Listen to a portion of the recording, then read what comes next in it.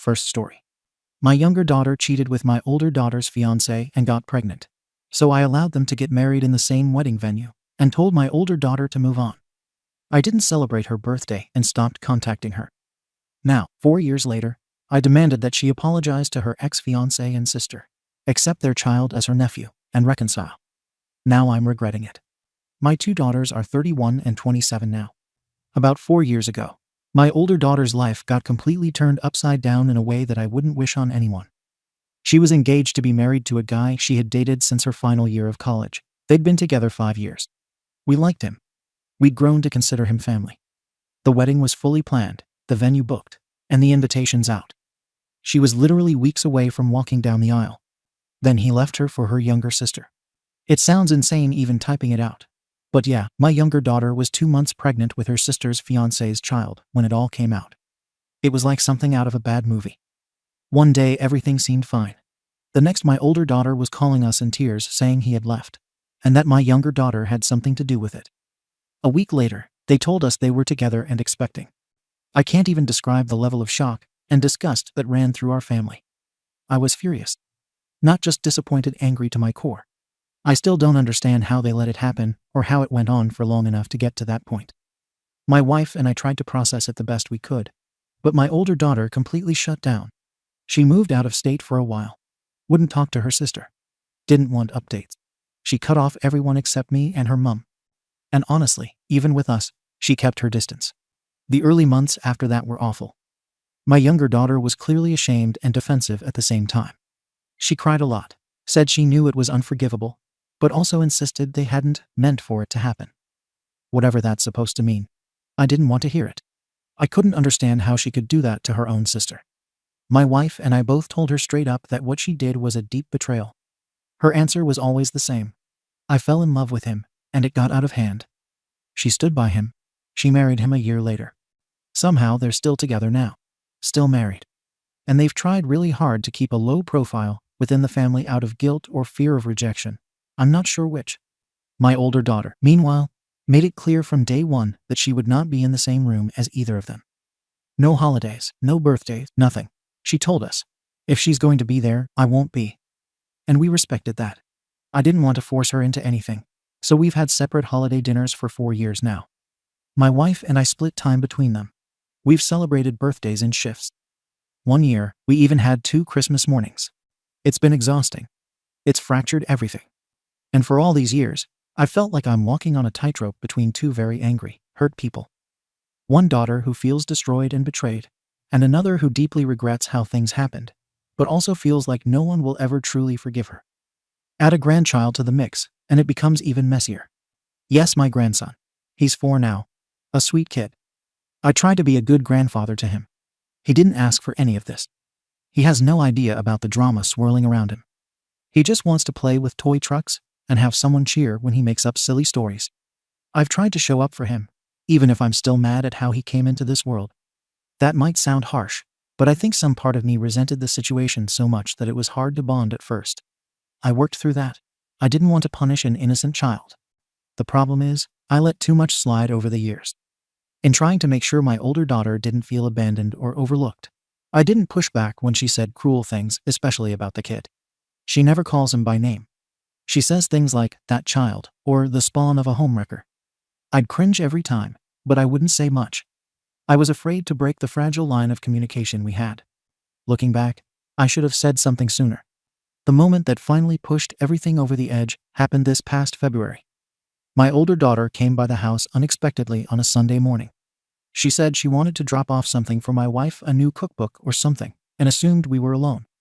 But we weren't. My younger daughter, her husband, and my grandson were there for breakfast. They'd slept over the night before because their house was having plumbing issues, and my wife didn't want them staying in a hotel. When my older daughter walked in and saw them at the table, it was like time stopped. My grandson waved at her like he always does with strangers, cheerful and clueless. No one moved at first. My wife tried to say something to break the silence, but it was pointless. My younger daughter started crying almost immediately. She tried again for what felt like the 100th time to apologize. Her voice cracked, and she said something about how she knows she'll never be forgiven, but that she still wanted to try to make peace someday. And then she said something she hadn't told anyone yet, that they were seeing a specialist because they suspect my grandson might be on the autism spectrum. She started crying harder after that, and I could tell it took a lot for her to say that out loud. That's when my older daughter spoke. Cold. Flat. She looked right at her and said, "Well, maybe that's the karma for cheating on your sister and getting knocked up. Maybe now you'll understand what it's like to live with something you can't fix." It hit the room like a grenade. My son-in-law stood up. He didn't yell, but his voice got loud. He told her to get the hell out. They got into it for a minute, not physical or anything, but loud enough that my wife took the kid into another room. My older daughter left first. Everyone was shaken. My younger daughter was shaking so hard, she couldn't even finish what she was saying. And I sat there, not sure how to even process what just happened. I've seen my kids fight over the years, but never anything like that. That night, I called my older daughter and told her what she said was over the line way over. It wasn't just insensitive, it was cruel. And I told her that unless she apologized, she shouldn't come over again. She laughed at first. Not a nervous laugh, not shock. Just a dry, tired sound, like I'd said something ridiculous. Then she asked me why I suddenly cared so much about hurt feelings now, after everything she'd been through. I told her it wasn't about sparing anyone's feelings. It was about what she said about a child who had nothing to do with any of this. I said she could be furious at her sister forever, and I wouldn't stop her. I said she could hate her ex until the end of time, and I'd understand. But bringing a child's development into it, and calling it punishment crossed a line I couldn't ignore. That's when she went after me. She said I had no right to lecture her about decency. She said I spent 4 years babysitting a cheater and her husband just so I could play grandpa. She said I'd already chosen which daughter mattered more, and that I was just too cowardly to admit it out loud.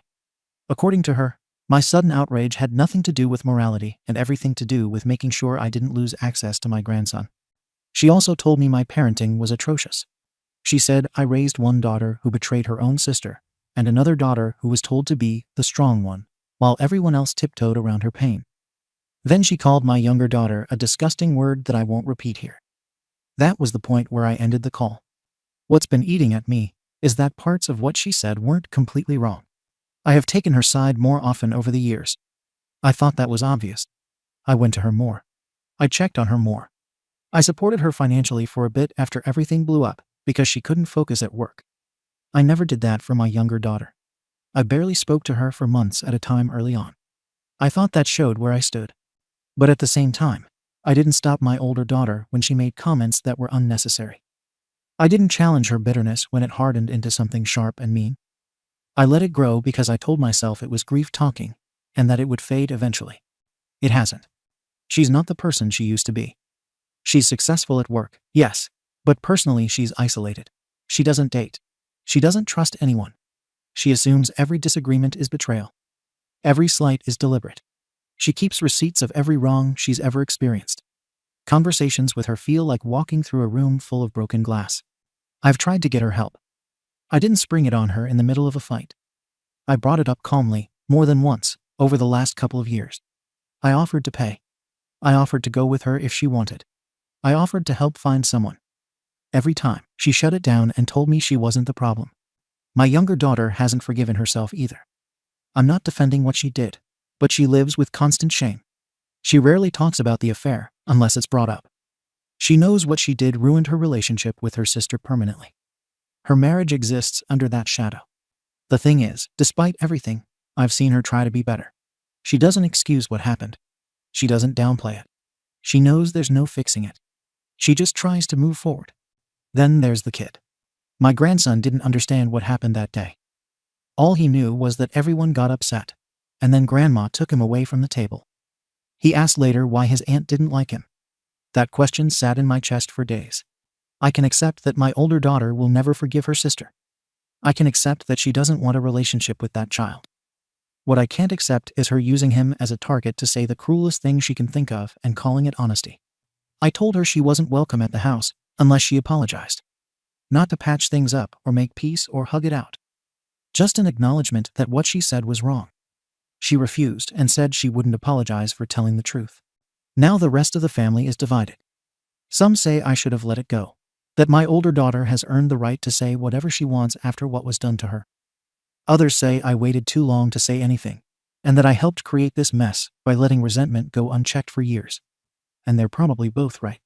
I look at my daughters and feel like I failed both of them in different ways. I raised two smart, driven women who used to be close.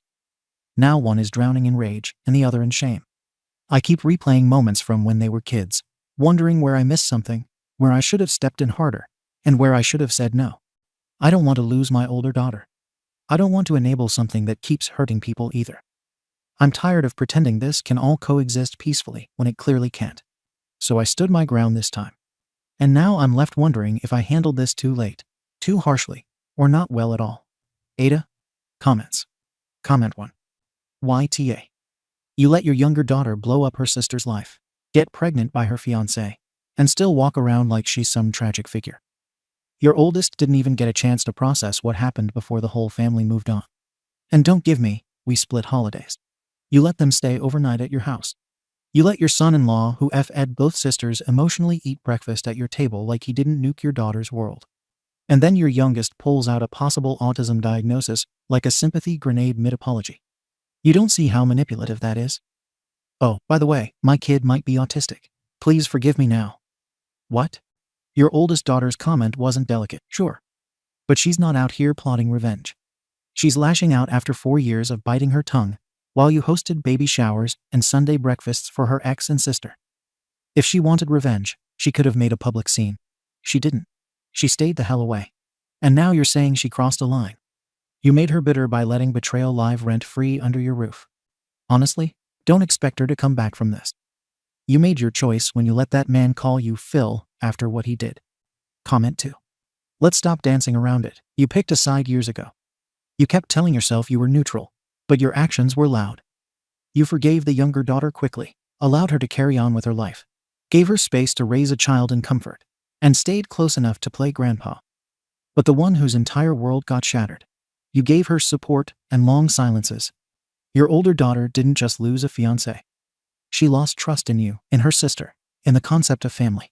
And you proved her right. She didn't cut you off, you were still in her life, so she must have been trying to hold on. But after years of watching you host breakfasts and split holidays, that thread finally snapped. And now you're shocked that she finally unloaded the resentment she's been carrying. That she let the bitterness you helped fester actually show itself. If your younger daughter wanted to apologize, she could have done it privately. But instead, she drops a possible autism diagnosis into the middle of a family explosion and expects what? Sympathy. Forgiveness. It came off calculated.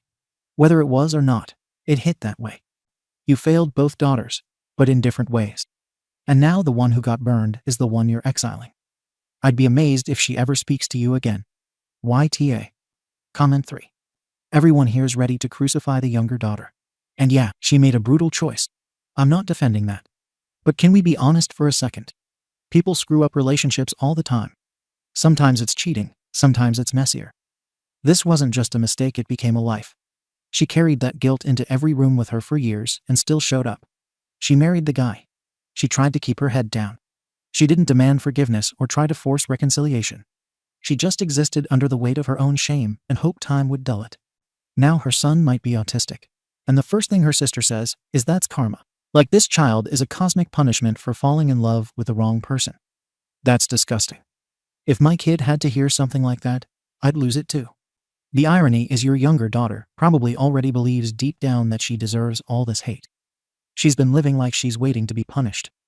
What your older daughter did wasn't just mean, it validated every awful thing her sister already thinks about herself. So no, you're not wrong for shutting it down. But if you actually care about fixing this family, assuming that's even possible, you need to stop reacting when the fire spreads and start paying attention to the smoke. This wasn't sudden. This was a slow collapse. Everyone's bleeding. No one's healing. Update. Things have only gotten messier since I made the original post. I wish I could say someone had a breakthrough or some healing started to happen. But the truth is, I don't think this family will ever function as a unit again. A few weeks after the blow-up in February, my son-in-law called me directly. He wasn't angry at first, just dead serious. He said we couldn't keep brushing things off like they'd go away. He told me it's been 4 years, and he's sick of feeling like a guest in a family he married into, while also being the one treated like an outsider.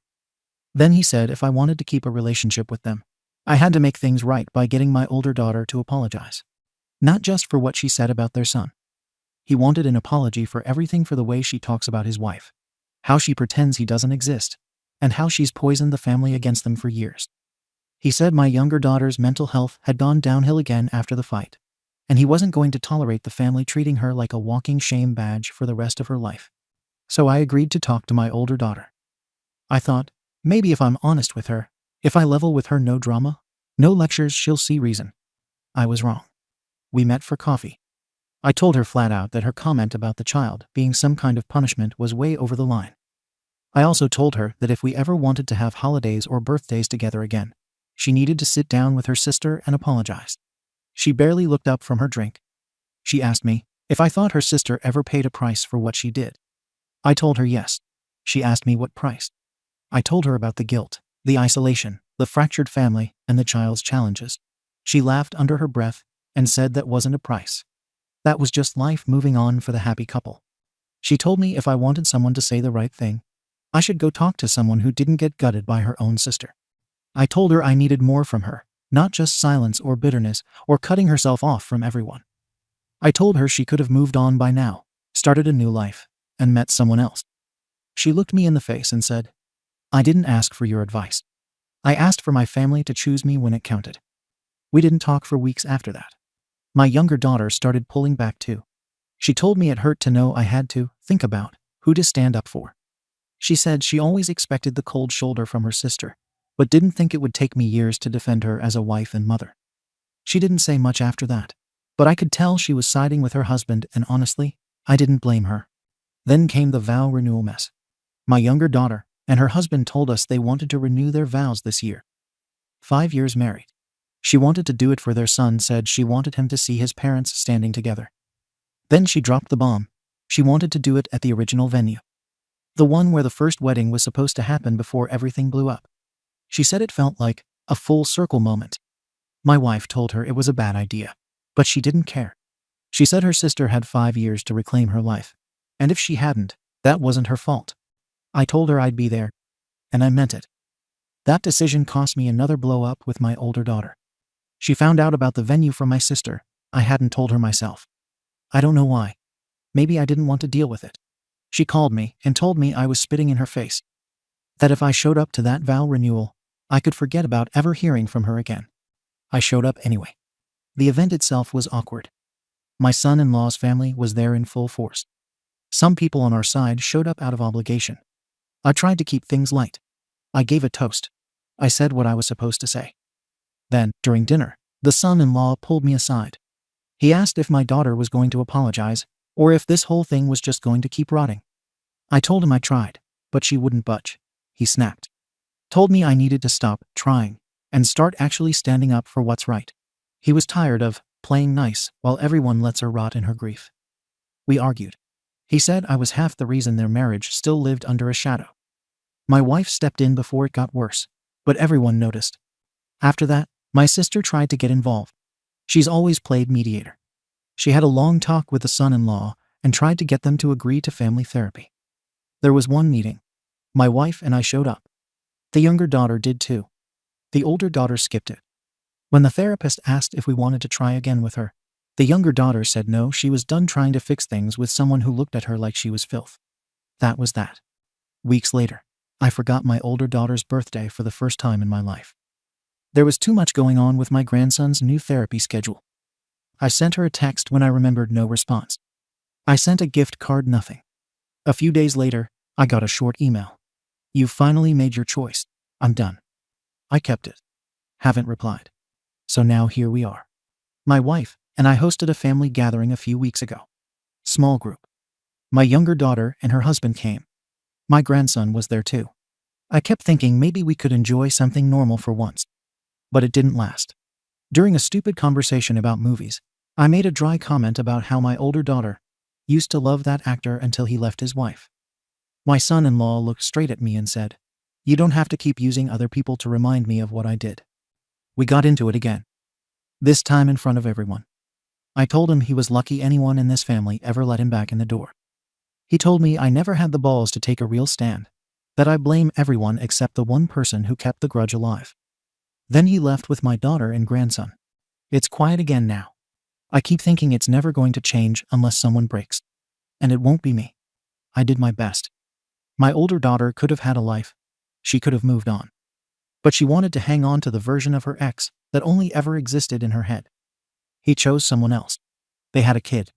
She could have done the same, found love, built something, but instead she stayed angry. And now she's alone. This won't get fixed.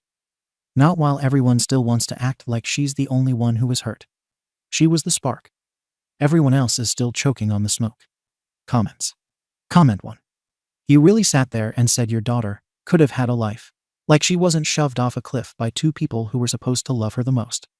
You talk about her like she's pathetic for not finding someone new, while you keep playing grandpa to the kid that symbolizes everything that broke her. You keep demanding apologies like this is some broken fence to patch up. It's not.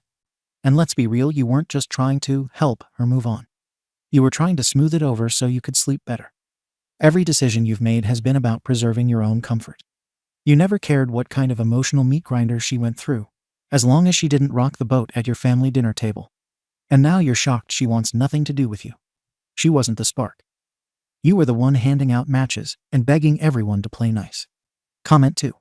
You should have shut that SHT down the moment it happened. 4 years ago. Instead, you gave everyone just enough rope to hang themselves. You let your younger daughter stay in your house, brought your grandson around like it was normal, and left your older daughter bleeding on the porch. The damage wasn't done by a single betrayal. It was death by 1,000 polite silences. Now your younger one wants closure. Your son-in-law wants validation. And you're standing in the middle wondering why everyone's pissed. Let me break it down. You raised a kid who slept with her sister's fiancé. You embraced the guy who humiliated your daughter in front of your whole family. And now you blame the hurt one for not rebuilding. She doesn't owe you a life story with a happy ending. You're lucky she gave you the time of day after what you stood by and let happen. You don't need therapy. You need a effing mirror. Comment 3. Your son-in-law wants an apology like he's owed something. The ball's on that guy. He cheats on his fiancée with her younger sister, gets her pregnant, then plays the victim because your older daughter doesn't want to pretend they're some happy little family. You're bending over backwards to stay in his good graces because he gave you a grandkid. And that's the only reason. You say you want peace, but what you really want is submission. You want your older daughter to suck it up, smile, and be grateful her replacement is happy. That's why you keep pushing her to move on, instead of actually facing what all of you let slide. You're not neutral. You're afraid. And honestly, she's right to shut you all out. Update. I guess this is where the story ends. So this is where I'm at. A year ago, I thought we were a broken family trying to glue ourselves back together. Now I'm just the guy everyone wants to forget. Things didn't just fall apart. They collapsed in waves. I'll try to piece it together for anyone still following. After the last blow-up, my younger daughter and her husband started pulling back from me too. I didn't think it would last. She's always been more passive during these fights. But one day she came over without the kid, sat me down, and said she needed space. She told me I never truly stood up for her. That I kept trying to play referee instead of telling her sister she'd lost all moral ground to be acting like a victim 4 years in. She said, I let her husband get bashed for stealing, someone he clearly didn't want anymore, and made their marriage feel like some shameful little side note. I told her I'd done everything I could. She said, no, you did everything that made you feel better. She left. Stopped answering my texts for a while. Still hasn't returned my last call. That's how it started. A few weeks after that, I thought I had a smart idea, one last attempt to shake things loose and move things forward. I invited an old college boyfriend of my older daughter's to a BBQ. He was in town. She used to be crazy about him back in the day, before her ex. I figured maybe if she saw there were still people who cared about her, she'd remember who she used to be. She never came. Word must have gotten out, because I got a message from her the next day. You're pathetic. Don't contact me again. Then came the cease and desist letter. A week later, I went to her apartment. I wasn't looking to fight. I just wanted to talk. I brought a book she used to love. She wouldn't open the door. She said she could call the cops if I didn't leave. A week after that, I got a letter from a lawyer. She accused me of harassment, emotional manipulation, and mental stress. The words were clinical, but the intent was clear. Stay away. That one broke something in me. I hadn't even been calling her that much. But apparently even one message was too much now. A month after that, I ended up in the hospital. Mild heart issue. chest pain, tightness, dizzy spells. Nothing fatal, they said, but stress-induced and something to watch. My wife came once. Sat with me for an hour. Didn't say much. My younger daughter texted the next day. Hope you're okay. Let me know if you need anything. She didn't come either. My grandson doesn't even know I was there. My older daughter. Not a word. I stayed home for a few weeks after that. Quiet. Angry. I thought about reaching out again. Didn't. I just sat in it. Then came the final insult. A cousin on my wife's side was getting married. I got an email with a guest list. Both my daughters were on it. I wasn't. I asked my wife what the hell that was about. She said the cousin didn't want tension. That I make people uncomfortable. I showed up anyway. Walked in with a couple of drinks already in me. I wasn't sloppy, but I wasn't quiet either. The son-in-law gave me a look. My older daughter walked out of the hall the second she saw me. I stood there in front of people I've known for decades and said, "Guess I'm just a family disgrace now. The guy who tried to hold it all together while everyone else tore it apart." No one said anything. Not even my wife. I left after 20 minutes. 2 days later, my wife told me she was leaving. She didn't pack everything. Just some essentials. She said she couldn't do it anymore, couldn't keep pretending we were on the same page. She said she'd been unhappy for a long time. And I stopped hearing her when I started fighting for a family that didn't want to exist anymore. I asked her if she was going to stay with our daughter. She said no, she was going to her sister's. Said she needed to be somewhere that didn't feel like a landmine. That's the last straw, isn't it? I retired last year. I thought I was going to finally have time with my grandkid, build something peaceful, and maybe even get both daughters back in the same room again. Thought we'd get over it. We didn't. I've been sitting in this empty house for a few weeks now. Haven't heard from either daughter. My wife calls sometimes, mostly for logistics. She says she's seeing a counselor now. Good for her, I guess. I still go online and read the comments. You people talk like I'm some cartoon character. You think I didn't bleed every time this family split down another fault line? I tried to keep people from hating each other. I tried to protect the kid, protect the future, and keep the door open for both sides. But nobody ever tried to understand me. The older one could have gone to therapy. She had the chance. I offered to pay. I offered to go. She said no every time. Said I was the problem. Maybe I was, but at least I tried. The younger one could have stayed in her lane. Could have owned her mistake, stayed humble. But no, she wanted pity and wanted me to make everything feel normal, even when it wasn't. The son-in-law. He could have stayed loyal. Could have walked away before dragging both daughters into this hell. But he didn't. And then he had the audacity to lecture me about who I should apologize to. Hell, even the older one could have just accepted her ex didn't love her anymore. She could have found someone new, started a family, had a life, but she didn't want a life. She wanted him. And when she didn't get him, she wanted punishment. And me. I'm the guy who paid the price. You call me cold. You say I favored the wrong kid. But I sat in every conversation, tried every angle, and bit my tongue more times than I can count. I sacrificed being right for being stable. And none of it mattered. I don't even know why I'm writing this anymore. No one's coming back.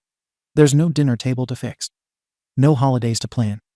Just a half-decorated living room, a drawer full of unopened letters, and an inbox full of silence.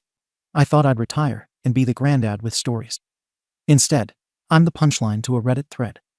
A man with 2 daughters and no family. I still wake up thinking someone's going to call. But they won't. They've all decided I'm the root of it, so be it. I tried. I really effing tried. Comments. Comment 1. What makes this whole thing uncomfortable is that I can see how you got here, even while thinking you're wrong. You genuinely believed proximity meant healing. If people could just be in the same room long enough, something would soften. That works for mild conflicts. This wasn't mild. Your older daughter wasn't holding on to her ex. She was holding on to a version of herself that got erased. The younger one wasn't just seeking sympathy. She was trying to survive life, knowing she caused irreversible damage. And your son-in-law. He's the one person who never paid a social price equal to the emotional damage he caused. And everyone's pretending that isn't true.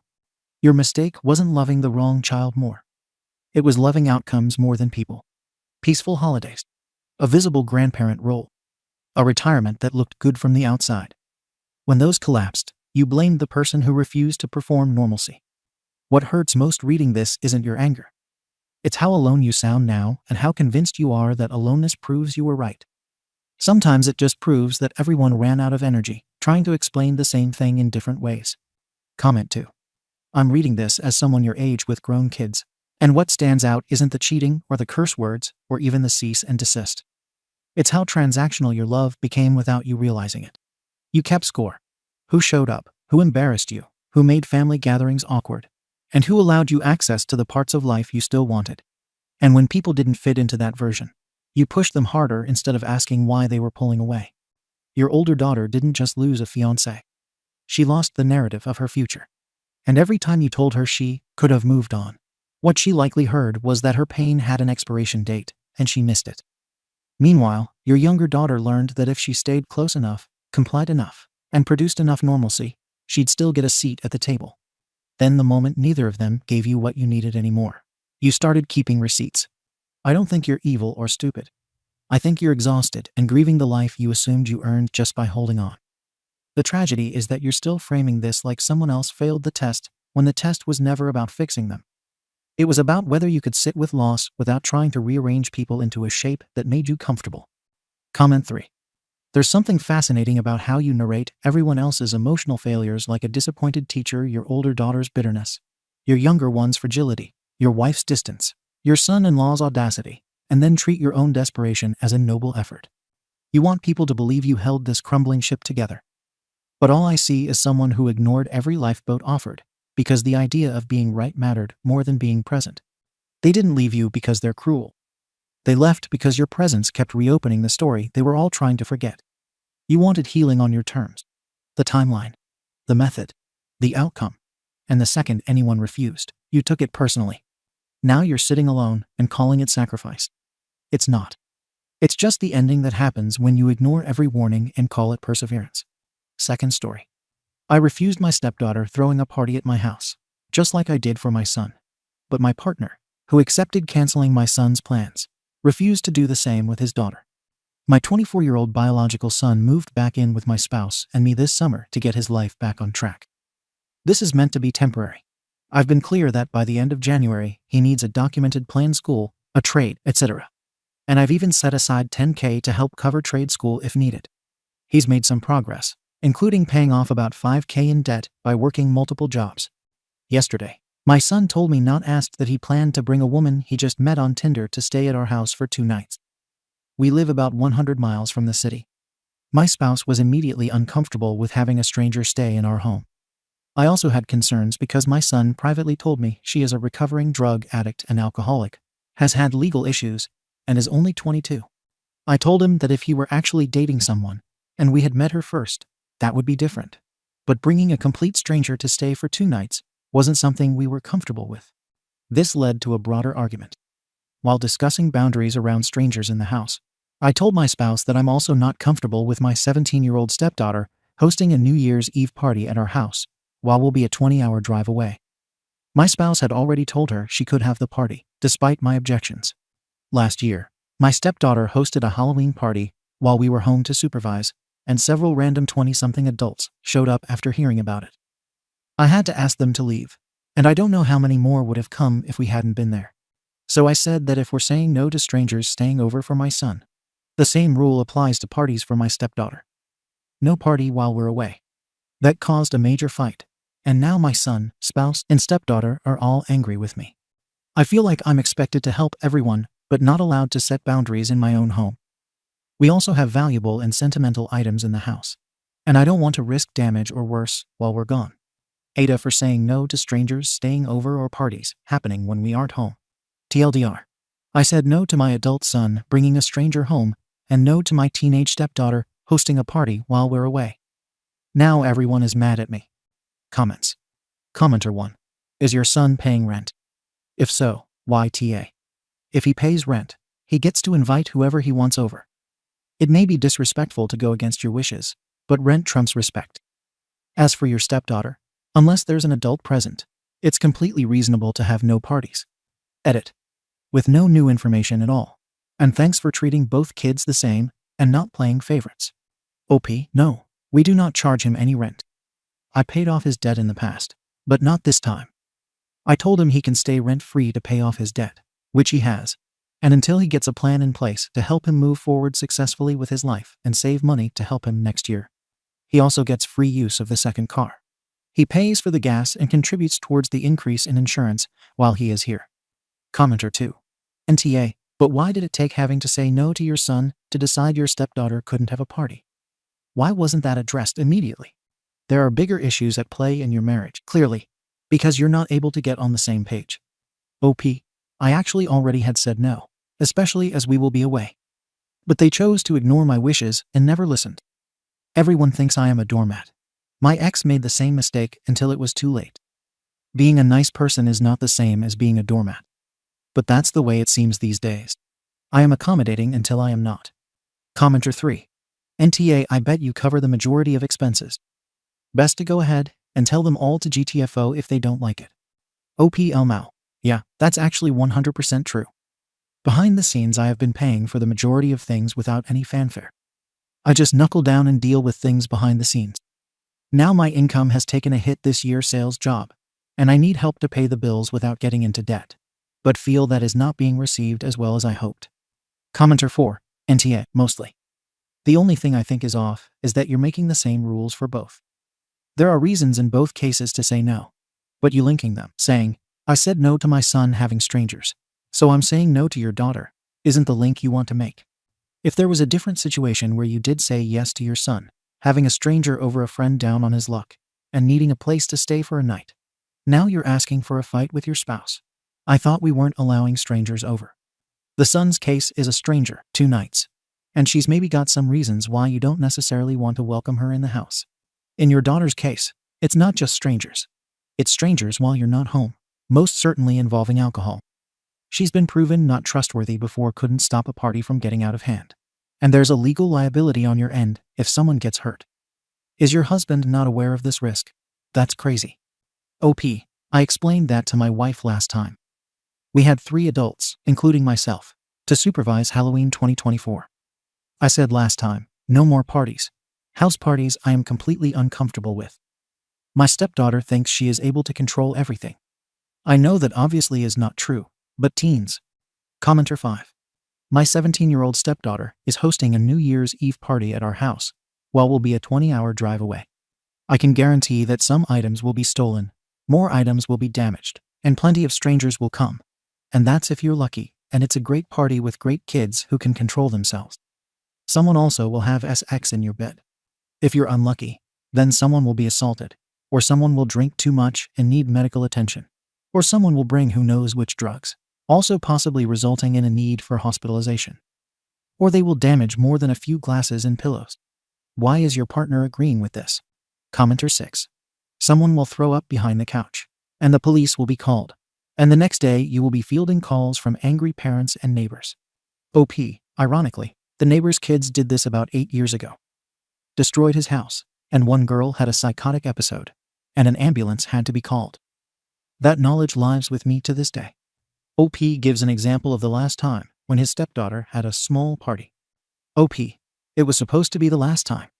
She said 20, took the day off, and admitted she invited 40-50. Then more strangers showed up, the 20-somethings, etc. Cars parked all over the dangerous road outside. Update. My son apologized to me and my partner for not communicating ahead and agreed he was thinking with his other head. He has been a little depressed lately, as who wants to move home with their parents at 24? He agreed. He should 100% have asked ahead. And it is probably a little weird to bring a Tinder date home he only just met once. He let his loneliness get the better of his judgment. He is extremely thankful for the help he has gotten this year to get back on his feet.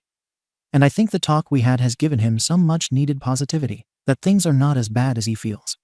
For the 17-year-old, we have come to a compromise.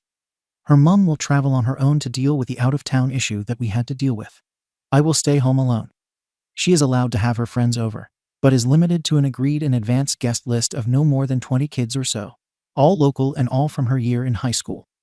If anyone else shows up, I show them the door. So more an Xmas class gathering than a house party. It will be closed and limited. No drugs, etc. And no more than 4 cars in my driveway. I will stay away on the other side of the house. It's big enough that it works.